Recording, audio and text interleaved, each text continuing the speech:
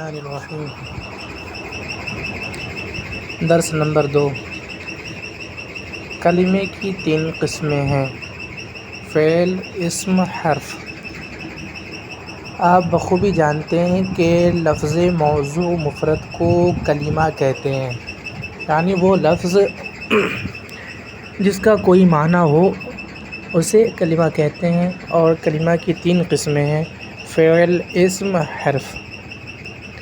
اب ہمیں یہ جاننا ہے کہ فعل کسے کہتے ہیں، اسم کسے کہتے ہیں اور حرف کسے کہتے ہیں۔ تو انہوں نے خود آگے ارشاد فرمایا کہ فعل وہ کلمہ ہے جس سے کوئی معنی سمجھ میں آئے اور اس کے ساتھ زمانہ بھی ہو، جیسے فعل اس ایک مذکر نے کیا، یسمع وہ ایک مذکر سنتا ہے یا سنے گا، ارکب تو سوار ہو۔ یعنی فعل وہ کلمہ ہے جس سے کوئی معنی سمجھ میں آئے اور اس کے ساتھ زمانہ بھی ہو۔ تو جب آپ فعل پر غور کریں گے تو آپ کو معلوم ہوگا کہ فعل کا معنی ہے کہ اس ایک مذکر نے کیا، تو فعل جو ہے وہ ایک معنی پر بھی دلالت کر رہا ہے اور اس کے ساتھ اس میں زمانہ بھی موجود ہے۔ زمانے کی 3 قسمیں ہیں: ماضی، حال، مستقبل۔ ماضی گزرے ہوئے زمانے کو کہتے ہیں، جیسے امسی گزرا ہوا کل۔ حال موجودہ زمانے کو کہتے ہیں، جیسے الیوم آج۔ مستقبل آنے والے زمانے کو کہتے ہیں، جیسے غدن آنے والا کل۔ اب اسم کی تعریف بیان فرما رہے ہیں کہ اسم وہ کلمہ ہے جس سے کوئی معنی سمجھ میں آئے اور اس کے ساتھ زمانہ نہ ہو، جیسے الکراست کاپی، قلم کوئی قلم۔ حرف وہ کلمہ ہے جس سے کوئی معنی سمجھ میں نہ آئے جب تک کہ اس سے دوسرے کلمے سے نہ ملائے، جیسے من، من سے، الی من تک۔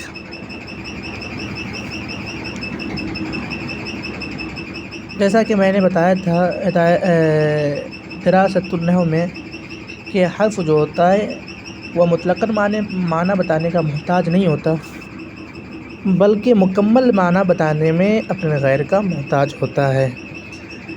فعل، اسم اور حرف تینوں کی مثال ایک ساتھ یوں دے سکتے ہیں، جیسے آمنا باللہ، اس میں آمنا فعل، با حرف اور اللہ اسم ہے۔ فعل کی 3 قسمیں ہیں: ماضی، مضارع، امر۔ مصنف علیہ الرحمہ نے پہلے کلمے کی تقسیم فرمائی کہ کلمے کی 3 قسمیں: فعل، اسم، حرف۔ اب فعل کی تقسیم بیان فرما رہے ہیں کہ فعل کی 3 قسمیں: ماضی، مضارع، امر۔ تو اب ہمیں یہ جاننا ہے کہ ماضی کسے کہتے ہیں، مضارع کسے کہتے ہیں، امر کسے کہتے ہیں۔ مصنف علیہ الرحمہ نے ارشاد فرمایا کہ فعل ماضی وہ فعل ہے جس سے گزرے ہوئے زمانے میں کسی کام کا ہونا یا کرنا سمجھا جائے، جیسے ذہب وہ گیا، فعل اس نے کیا۔ فعل مضارع وہ فعل ہے جس سے موجودہ زمانے میں یا آنے والے زمانے میں کسی کام کا ہونا یا کرنا سمجھا جائے، جیسے یذهب وہ جاتا ہے یا وہ جائے گا، یفعل وہ کرتا ہے یا وہ کرے گا۔ یعنی فعل مضارع میں 2 معنی پائے جاتے ہیں، ایک حال کا اور دوسرا استقبال کا۔ فعل امر وہ فعل ہے جس سے کسی کام کے کرنے کا حکم معلوم ہو۔ فعل امر وہ فعل ہے جس سے کسی کام کے کرنے کا حکم معلوم ہو، جیسے اذهب تو جا۔ تو اس فعل میں یعنی اذهب میں ہمیں یہ معلوم ہو رہا ہے، ہمیں جانے کا حکم معلوم ہو رہا ہے کہ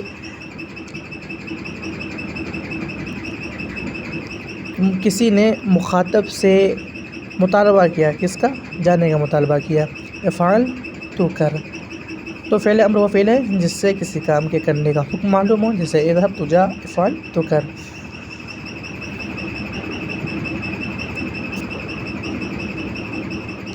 فعل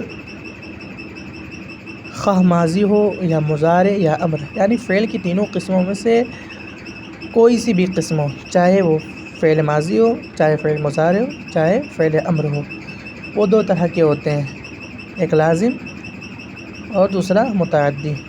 فعل ماضی ہوگا یا تو وہ فعل ماضی لازم ہوگا یا متعدی ہوگا، اگر فعل مضارع ہے تو یا تو وہ لازم ہوگا یا متعدی ہوگا، اگر فعل امر ہے تو وہ لازم ہوگا